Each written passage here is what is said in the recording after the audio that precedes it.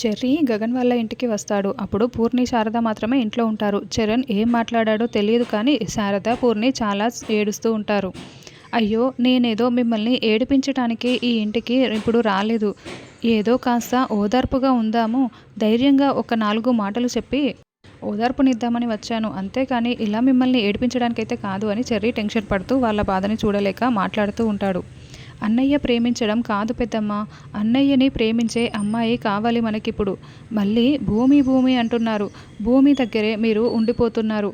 భూమి తప్ప వేరే అమ్మాయి ఈ ప్రపంచంలో లేదా? భూమిని తలదన్నే అమ్మాయిని ఈ ప్రపంచంలో వెతికి పట్టుకొని అన్నయ్యకిచ్చి పెళ్లి చేద్దాము అని చెర్రీ చెప్పడంతో శారద, పూర్ణి వింటూ ఉంటారు.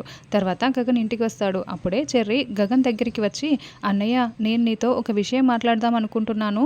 నేను పెద్దమ్మ మాట్లాడుకుని మేమిద్దరం ఒక డెసిజన్ తీసుకున్నాము. నీకు ఒక మంచి అమ్మాయిని చూసి పెళ్లి చేయాలనుకుంటున్నాము అని చెర్రీ చెప్పడంతో, వద్దురా అని గగన్ అంటూ ఉంటాడు.